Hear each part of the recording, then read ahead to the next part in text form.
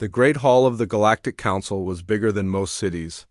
Beings from 47 different worlds sat in their special seats, each one designed for their unique bodies. Some had scales, others had fur, and a few were made of living crystal that glowed with soft light. The air buzzed with the sound of many different languages being translated by machines that hung in the air like floating jewels. Ambassador Zethkalar stood at the center of the hall.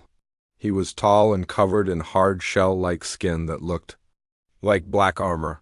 His people, the Vorthik, were known across the galaxy as fierce warriors who took what they wanted. His forearms moved as he spoke, and his voice was deep and rough like rocks grinding together. "Honored council members," Zethkalar said, his words echoing through the massive chamber. "The Vorthik Empire announces our claim on the third planet of the Sol System. The world these creatures call Earth will become part of our territory within 100 standard days." A wave of nervous sounds filled the hall.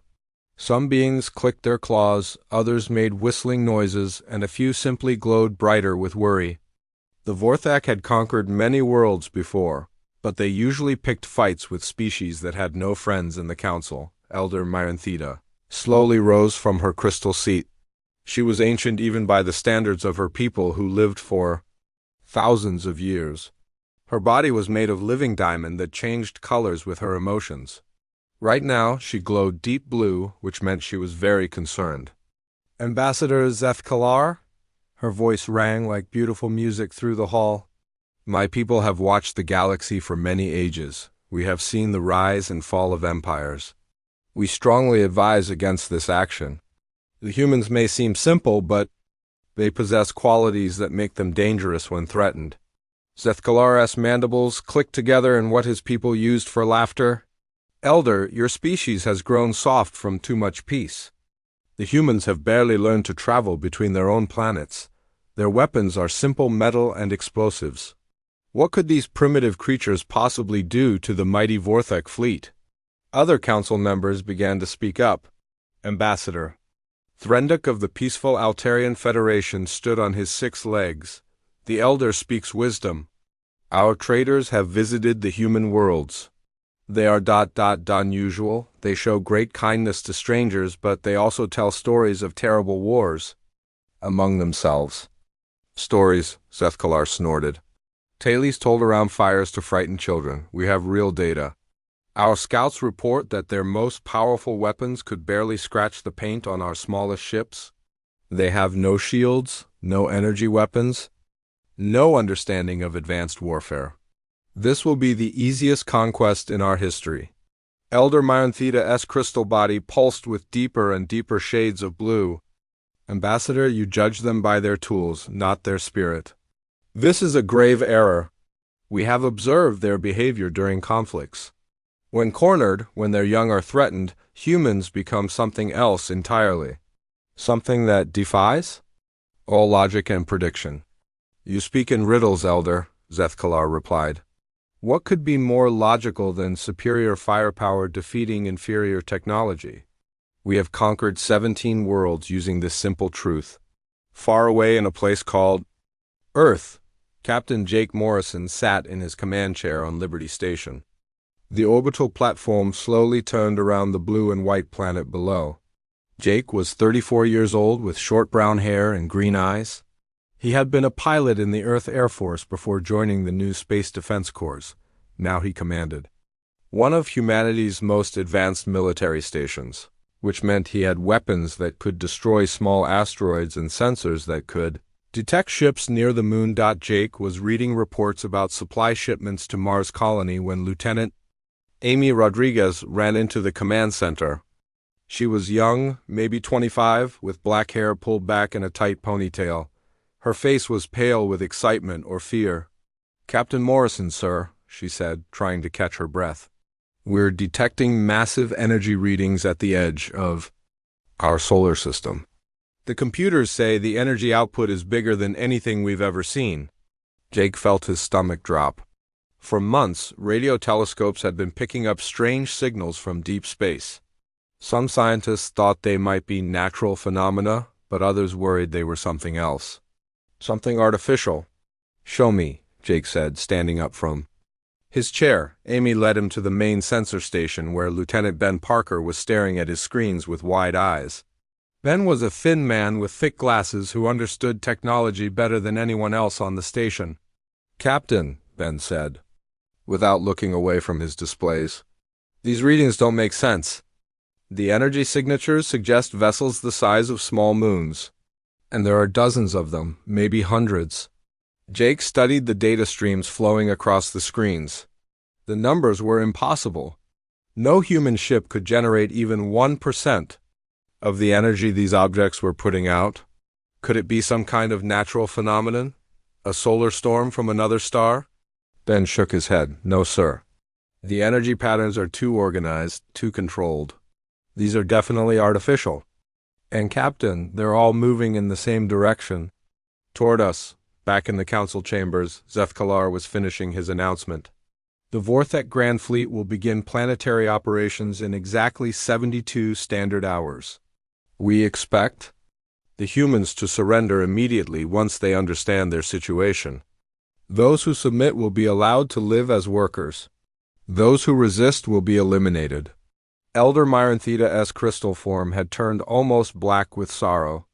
"Ambassador, I beg you to reconsider. Some actions cannot be undone. Some sleeping things should not be awakened.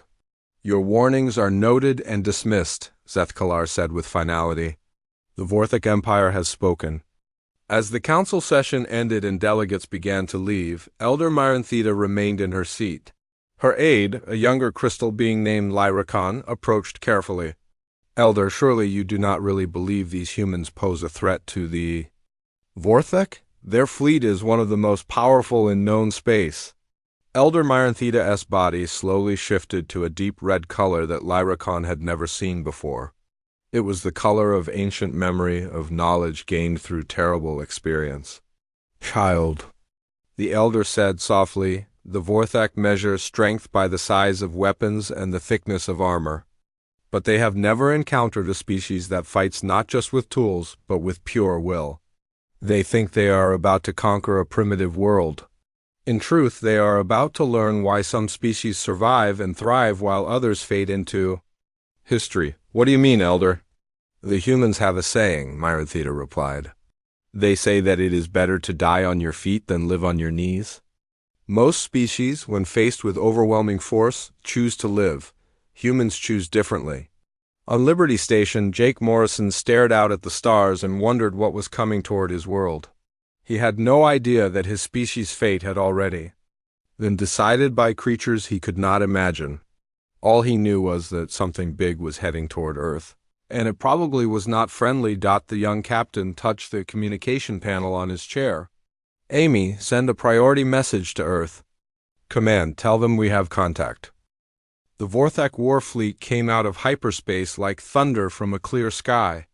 73 massive ships appeared at the edge of Earth's solar system, each one larger than the biggest cities on the planet below. Their hulls were black as space itself, covered with weapons that could turn mountains into glass and seas into steam. Admiral Krexthal stood on the bridge of his flagship, the Bone Render. The ship was 3 miles long and had destroyed more worlds than most species had ever seen.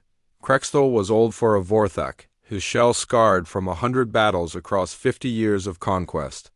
His forearms moved over control panels as he studied the blue-green planet that hung before him like a jewel. "Such a beautiful world," he said to his officers. "It will make an excellent addition to the Empire." Commander Vextar, his second in command, studied the tactical displays. "Admiral, our sensors show primitive orbital platforms and small patrol craft. Their technology appears to be chemical rockets and basic metal projectiles.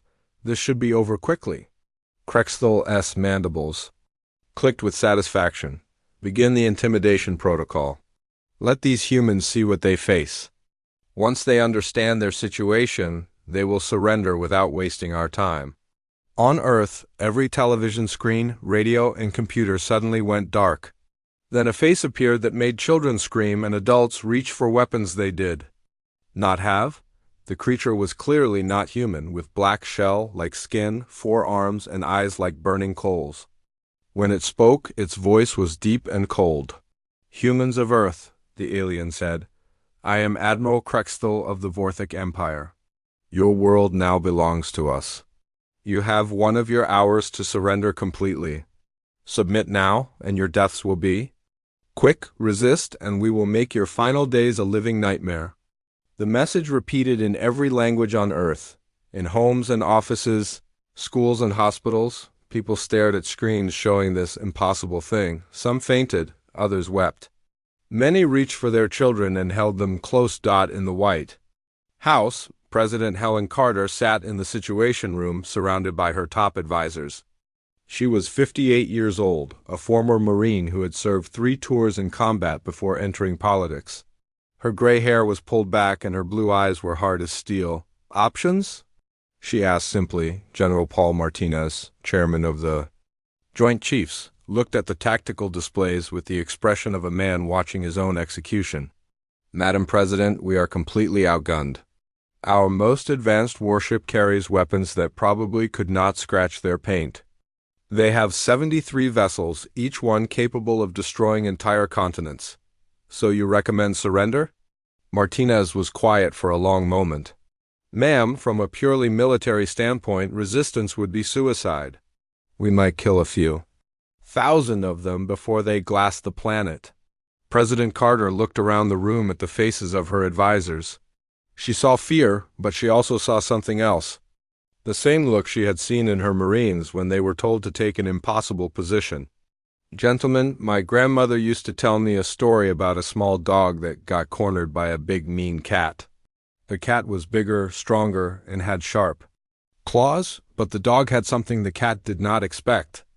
"What was that, Madam President?" asked the Secretary of Defense. The dog had nothing left to lose.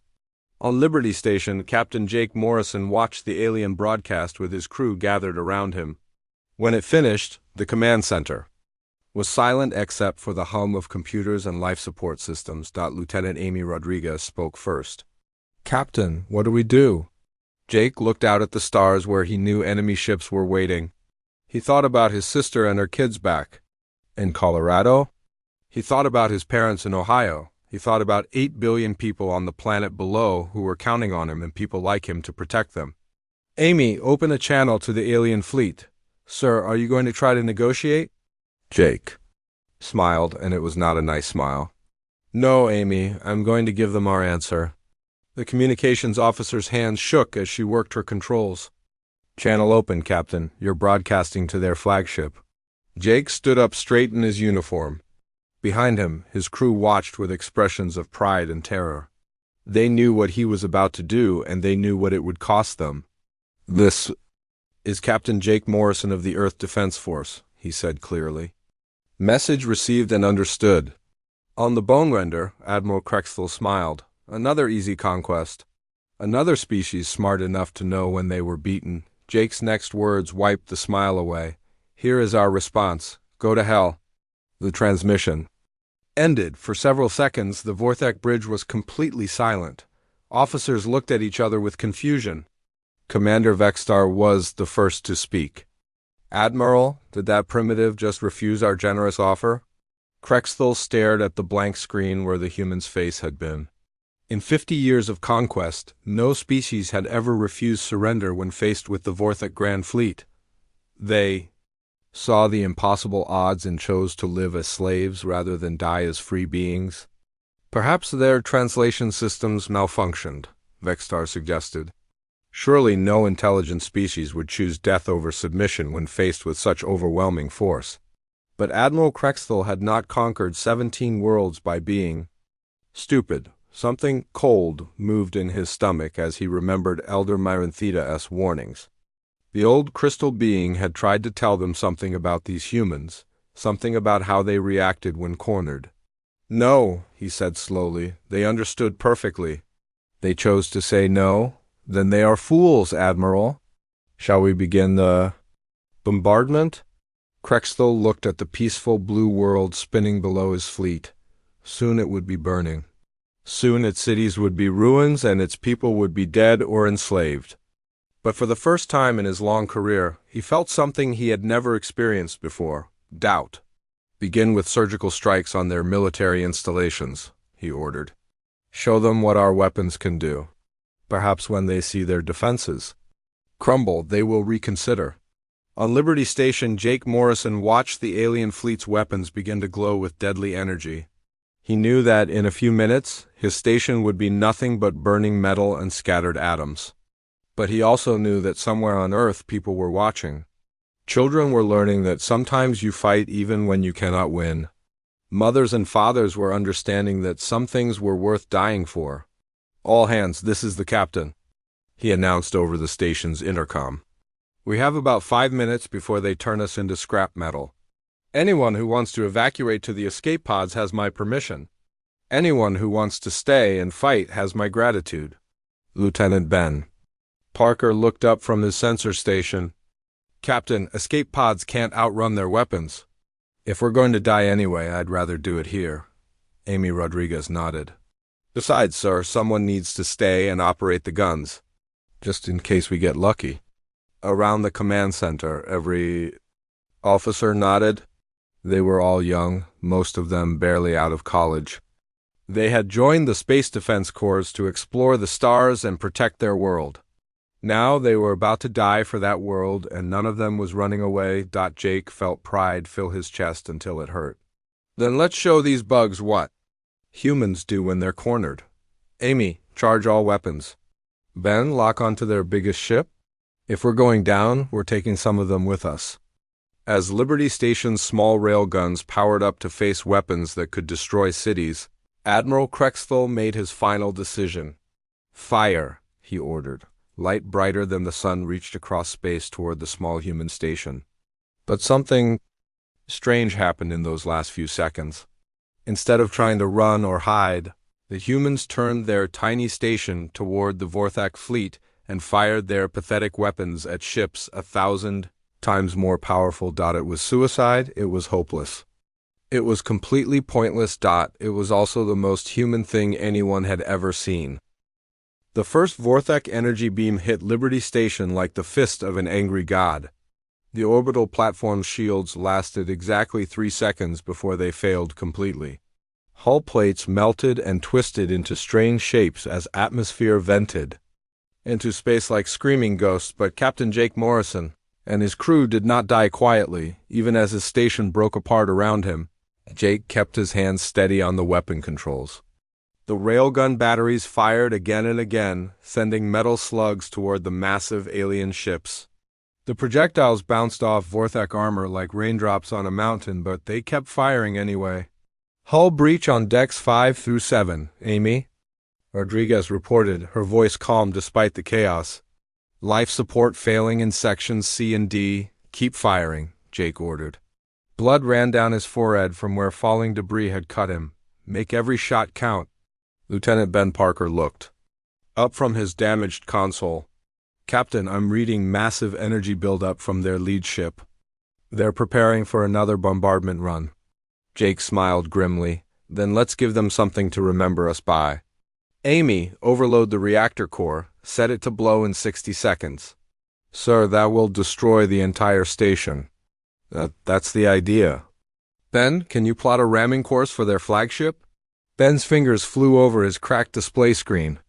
Yes, sir, but our engines are damaged. We might not have enough power to reach them. Then we'll make our own power. Jake activated the station's emergency thrusters, designed to move the platform away from dangerous debris.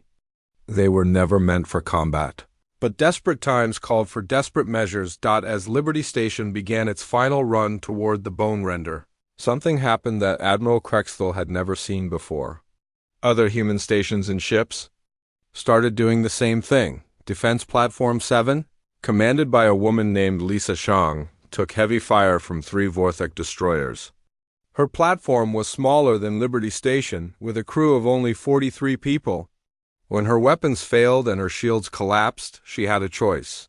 She could abandon the platform and try to escape, or she could make her death mean something. Hands, this is Commander Chang, she announced over the intercom. We're going to ram the closest enemy ship. Anyone who wants to use the escape pods has 30 seconds. Nobody left. Platform 7, trailing fire and debris, smashed into the Vorthak. Destroyer crushing Fang at full speed. The explosion lit up space like a small sun and left both ships as expanding clouds of hot gas on the Bone Render's bridge. Admiral Crexthal stared at his tactical displays in complete bewilderment. What are they doing? Why are they destroying their own ships? Commander Vexstar S. antennae twitched with confusion. Admiral, our intelligence reports indicate that most species surrender when faced with certain death. These humans seem to be seeking certain death. No, Crexthal said. Slowly, understanding beginning to dawn on him. They are not seeking death. They are seeking to hurt us as much as possible before they die. This was completely outside Vorthak experience. When the Empire conquered a world, the defenders usually tried to preserve their own lives. They fought defensively, hoping to survive until help arrived or until they could negotiate better surrender terms. They certainly did not throw away their lives in suicidal attacks that accomplished nothing, except killing a few Vorthak soldiers, but the humans were not fighting to win. They were fighting to make the Vorthak pay a price for every human life. Taken. Lieutenant Amy Rodriguez watched Liberty Station's reactor countdown with grim satisfaction. 20 seconds until overload. 15 seconds. 10. It's been an honor serving with you all, Captain Morrison said to his crew. Likewise, Captain. Amy replied. The explosion that destroyed Liberty Station and severely damaged the Bone Render was visible from Earth's surface. President Helen Carter watched from the White House as her planet's first line of defense died in balls of fire. But instead of despair, she felt something else growing in her chest. Pride, fierce, burning pride. General Martinez, she said without taking her eyes off the tactical display. I want every military unit on the planet mobilized within the hour. I want our factories converted to weapons production. I want every man, woman, and child who can hold a gun armed and ready. Madam President, even if we arm every person on Earth, we cannot match their firepower. We're not trying to match their firepower, General. We're trying to make sure that when they take our world, they remember the price they paid for it. As the orbital battle raged overhead, something else was happening on Earth's surface that would change everything.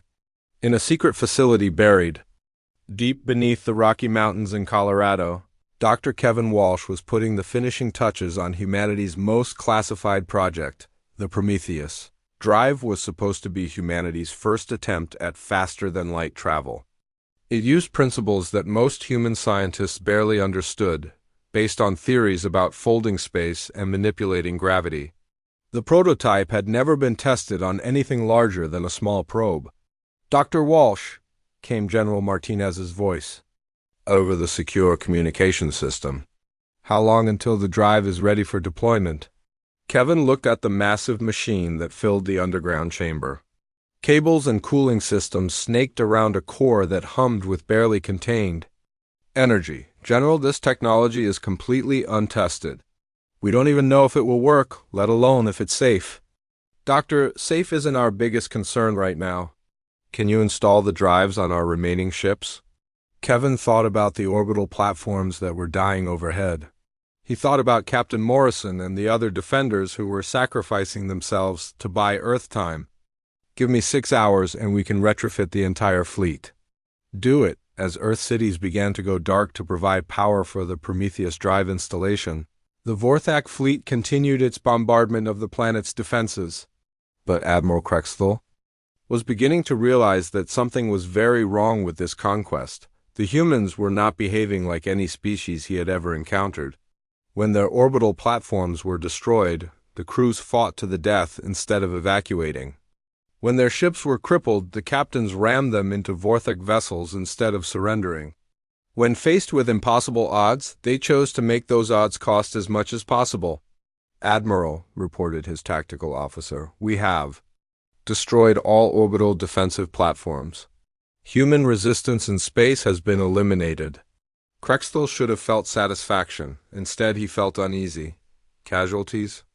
We have lost 4 destroyers and suffered significant damage to 6 other vessels, including our flagship, 4 destroyers. Against an enemy that should not have been able to scratch their paint, the humans had destroyed 4 Vorthak warships. More importantly, they had done it by sacrificing their own lives without hesitation. "Begin bombardment of military targets on the surface," Krexthel ordered. "Perhaps when their armies are destroyed, their leaders will see reason." But as Vorthak, energy beams began striking military bases on Earth's surface, something happened that made Krexthel's blood run cold. Instead of military installations being evacuated, human soldiers stayed at their posts and kept fighting even as their bases were destroyed around them.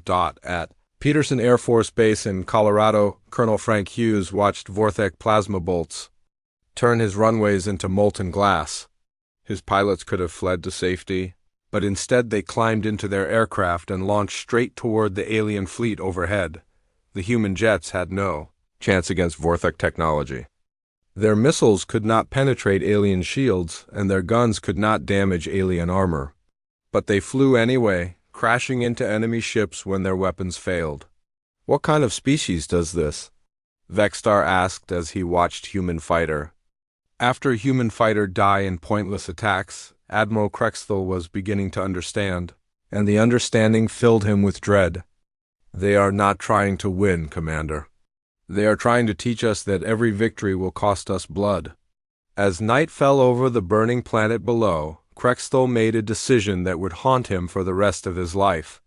If the humans wanted to die as heroes, he would accommodate them. But he would make sure their heroism was as painful as possible. "Target their cities," he ordered. "All of them." The Prometheus drive changed everything in ways that no one had expected. When the human fleet emerged from Earth's shadow 6 hours later, their ships moved like nothing the Vorthak had ever seen. The experimental technology did not just push the vessels forward through space, it folded reality around them, making them dance between enemy weapons like ghosts made of metal and fire. Captain Betty Sullivan gripped the controls of her fighter as space twisted around her. The Devil's Bargain was just a small patrol craft that had been retrofitted with the new drive in less than 4 hours. According to every law of physics she knew, what she was doing should have been impossible. "Danny, you seeing this?" she called to her wingman over the radio. "Their targeting computers can't lock onto us when we're running the drive at full power." Lieutenant Danny Foster's voice crackled back through the static. "Copy that, Betty. These bugs are about to learn why you don't mess with Earth."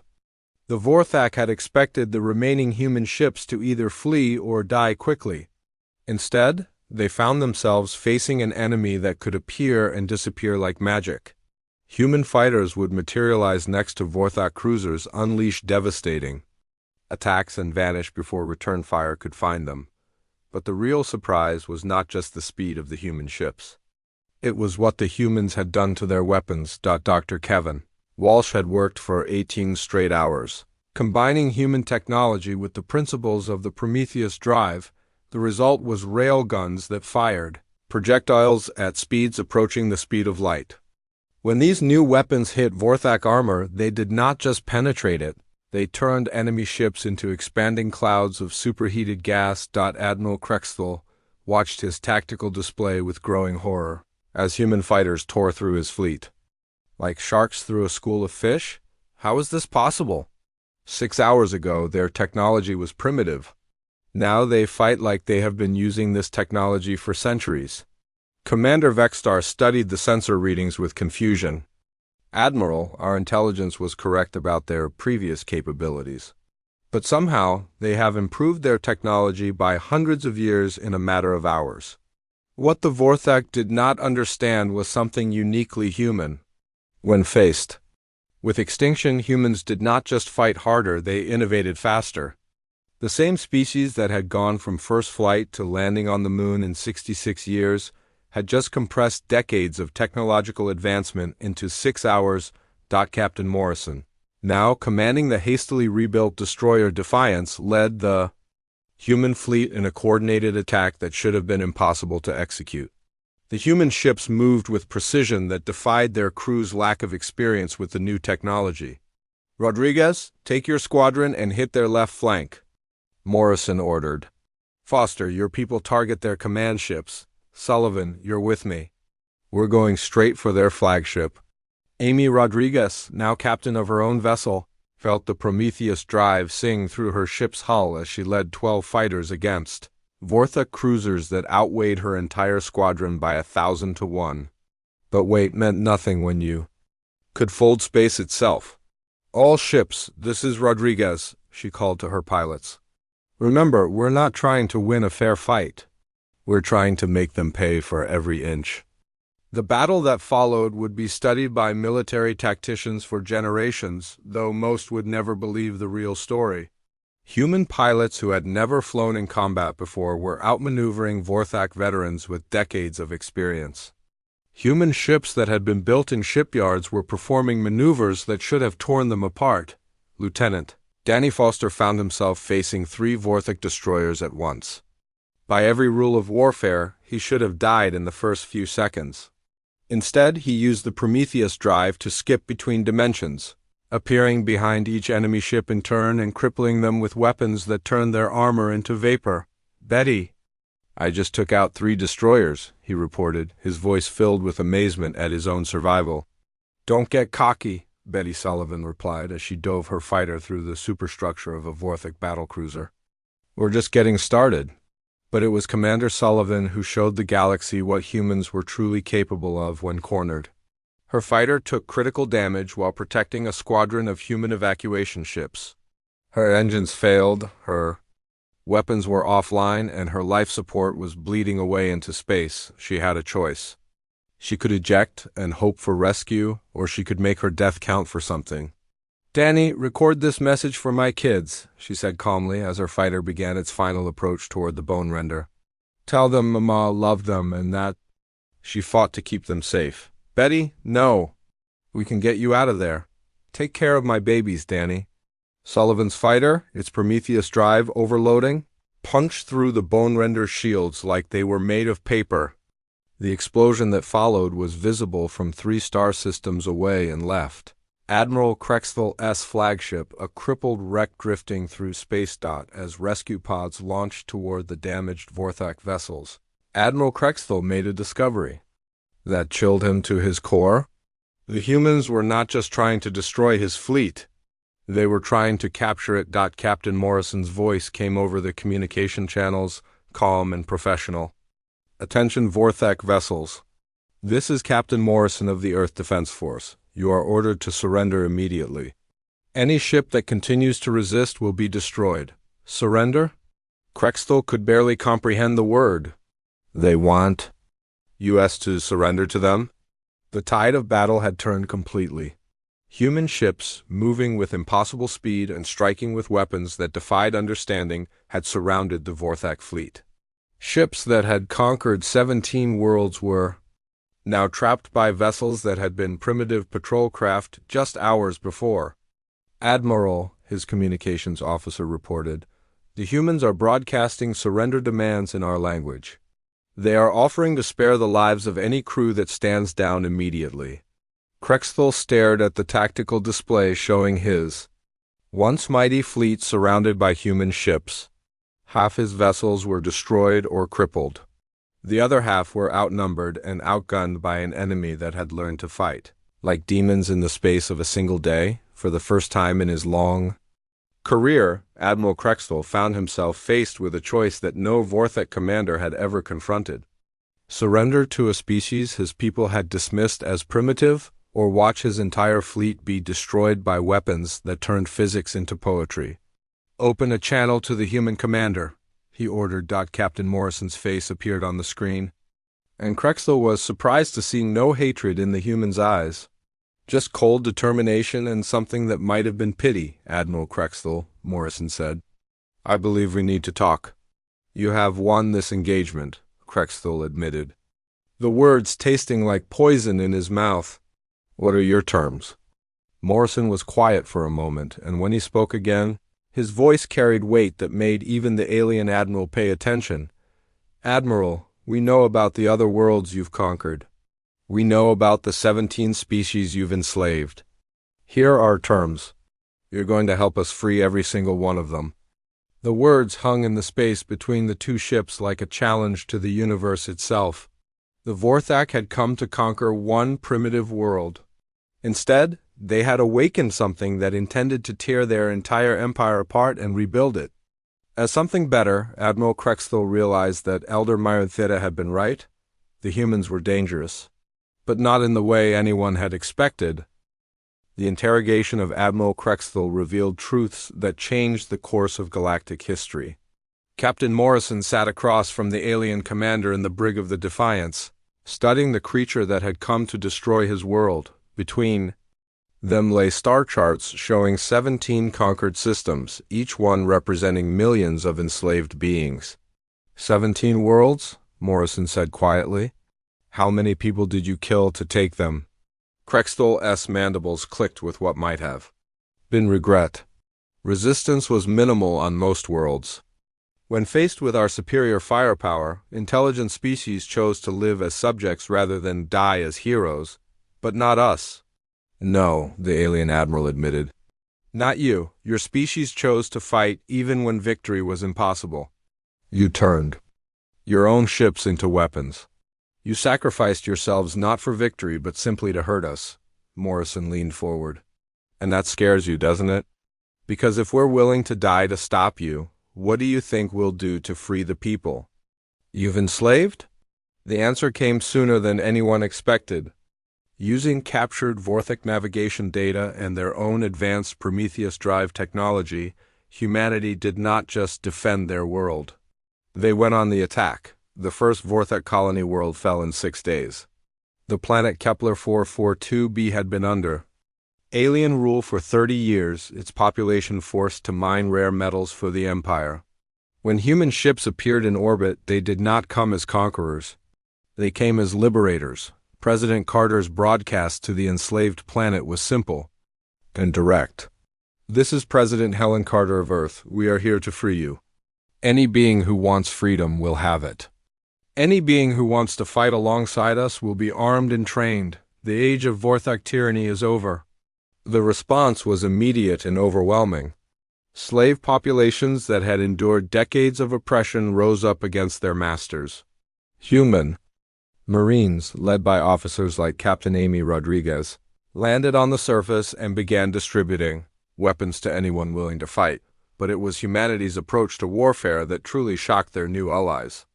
Instead of simply defeating the Vorthak garrison, the humans spent weeks teaching the freed slaves how to fight.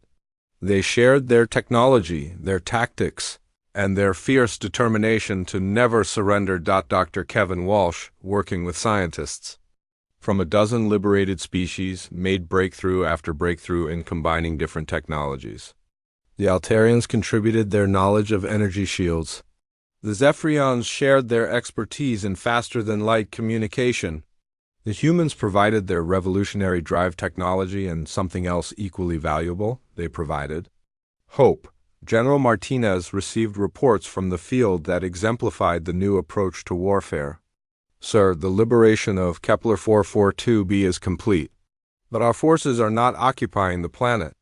Instead, they are training the former slaves to defend themselves. The freed population has requested permission to join our fleet. Within months, what had begun as a Vorthak invasion of Earth had become something unprecedented in galactic history. A multi-species alliance dedicated to liberating every world the Empire had conquered was sweeping across Vorthak space like a wildfire of freedom. Captain Rodriguez, now commanding a mixed crew of humans and liberated aliens, led the assault. On the heavily fortified world of Vorthak Prime, her tactical officer was a former slave whose people had been conquered 40 years earlier. Her chief engineer was a refugee whose entire family had been killed by Vorthak raiders. Captain, her tactical officer reported, the Vorthak High Command is requesting terms for surrender. Rodriguez looked at the scarred planet below. Vorthak Prime was built on the wealth stolen from conquered worlds, its cities constructed with materials mined by slave labor. Around the planet, the combined human-alien liberation fleet waited for orders. Patch me through to their leadership, Rodriguez ordered. When the Vorthak Supreme Commander appeared on screen, Rodriguez spoke with the quiet authority that had become humanity's trademark throughout the galaxy. Supreme Commander, this is Captain Amy Rodriguez of the Liberation Fleet. Your terms are simple. Complete and unconditional surrender. Full reparations to every species you have enslaved. Your war criminals will face trial. Your victims will have justice. The Supreme Commander's form shuddered with rage and fear. You cannot dictate terms to the Vorthek Empire. We have ruled this sector for over 2 centuries. You had an empire, Rodriguez corrected him. Now you have a choice. Surrender peacefully, or we will remove you by force. The surrender of Vorthek Prime marked the end of the most rapid military collapse in galactic history. An empire that had taken 200 years to build fell apart in less than 1 year, toppled not by superior firepower but by an idea. The idea that freedom was worth fighting for, even against impossible odds. Back at the Galactic Council, Elder Maranthida stood before the assembled representatives as reports flooded in from across former Vorthak space. World after world was being liberated. Species that had been enslaved for generations were free. The seemingly unstoppable empire was nothing but a memory. Honored counselors, Elder Maranthida addressed the chamber, her crystalline form glowing with warm golden light. We are witnessing something that has never occurred in our recorded history. A species has chosen to defend not just themselves but others at tremendous cost in blood and treasure. Ambassador Velthara of the Centauri Republic raised a tentacle. Elder, our intelligence suggests the humans could have negotiated a favorable peace after their initial victories. They could have claimed Vorthak territory themselves. Why did they choose to continue fighting? Elder Maranthida form pulsed with colors that spoke of ancient wisdom and newfound hope. Because, Ambassador, that is what humans do. They see injustice and they cannot rest until it is corrected. The Vorthak thought they were invading a primitive world. Instead, they awakened something far more dangerous than any weapon or fleet. What is that, Elder? Human conscience. The final scene of this galactic transformation played out not in battle, but in a simple ceremony that would reshape civilization itself. Admiral Morrison, promoted after leading the liberation forces to victory after victory, stood on the bridge of the flagship Humanity's Promise as it entered orbit around Earth. Below, the blue-green world that had been dismissed as primitive now served as the capital of a growing alliance of free species. Representatives from dozens of worlds had come to Earth to sign the Charter of Free Worlds, a document that declared no species had the right to enslave another. President Carter's final broadcast was heard across the galaxy, to all species. On all worlds, Earth extends an invitation. Join us not as subjects or vassals, but as equals. Help us build something better than empires built on conquest. Help us build a galaxy where freedom is not a privilege, but a right. The Vorthak Empire was finished, its leaders awaiting trial for crimes against entire species. But something far more powerful had taken its place. An alliance based not on fear or conquest, but on the radical idea that all sentient beings deserve to live free. Elder Maranthida, now serving as the first speaker of the new Galactic Alliance, reflected on the changes that had swept across known space. The Council had watched in horror as the Vorthak chose to invade Earth. Now they watched in wonder as humanity proved that sometimes the most dangerous thing in the universe was not the species with the biggest weapons. It was the species that refused to accept that might makes right and was willing to die to prove it.